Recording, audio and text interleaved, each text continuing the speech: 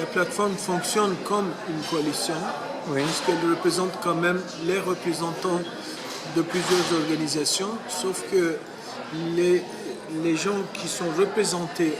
au sein de la plateforme sont des gens physiques, ils ne sont pas forcément élus par leurs organisations. Comme ça, on a une énergie beaucoup plus importante que si on était représenté, on était là à représenter nos organismes respectifs.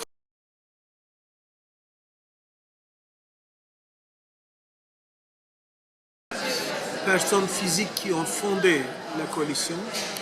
et une partie des fondateurs, disons, prominents de la coalition sont aussi représentés dans le comité sur la diversité culturelle de l'UNESCO Turquie. Donc on a créé une espèce de convergence entre la coalition et le comité sur la diversité culturelle. Et tous les deux travaillent non seulement pour la ratification, mais aussi pour le contenu de l'expression des diversités culturelles en Turquie et au niveau international avec une collaboration avec d'autres partenaires.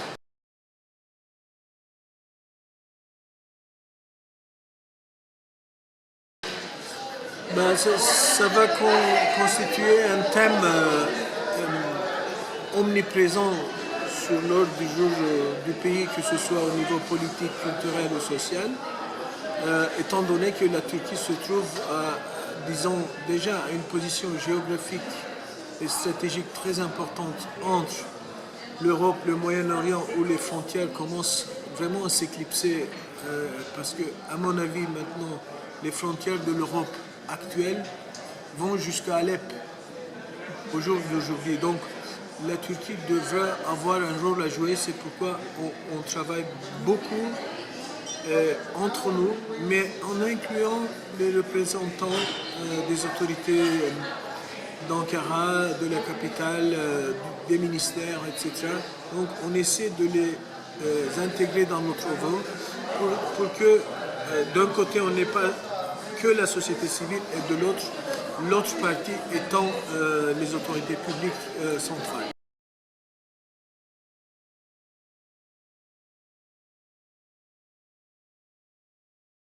Ils ont appuyé pour que ça passe jusqu'à l'ordre du jour du Parlement, donc ils ont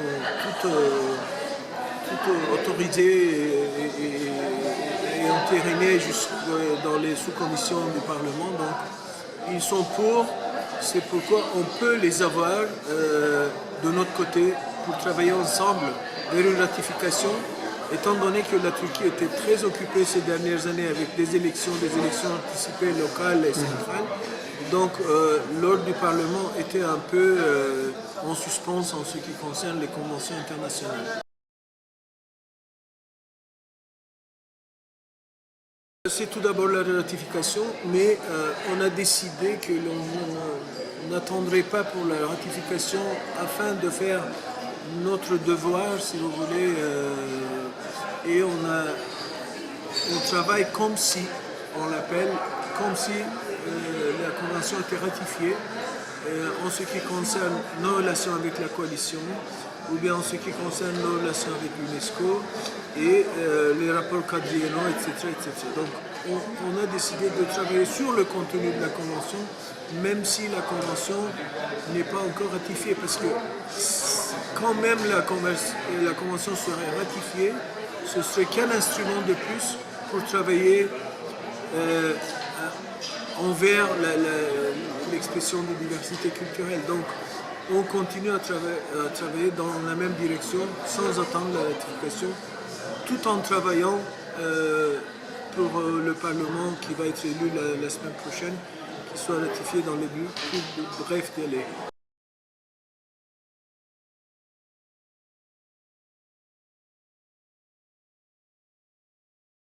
Même dans les pays européens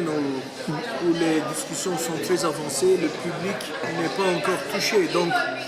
on considère que ça va être un long chemin à faire et c'est ce qu'on a commencé à considérer d'abord les étudiants et les élèves de lycée à être impliqués dans des événements comme par exemple la journée de la radio où les radios des universités seront impliquées ou bien la journée internationale de jazz où on a fait un récital dans une ville qui n'est pas normalement touchée du jazz, avec que des femmes musiciennes, que des musiciennes femmes. Donc on cherche à sensibiliser à travers plusieurs opportunités des parties plus larges de la population.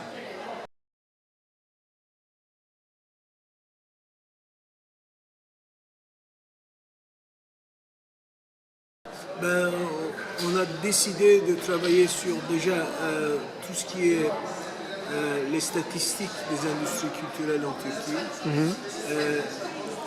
la sensibilisation, comme je dis, des jeunes à travers l'expression des diversités culturelles, et à faire notre devoir à la maison pour les rapports quadriennaux, pour le focus point, etc., etc.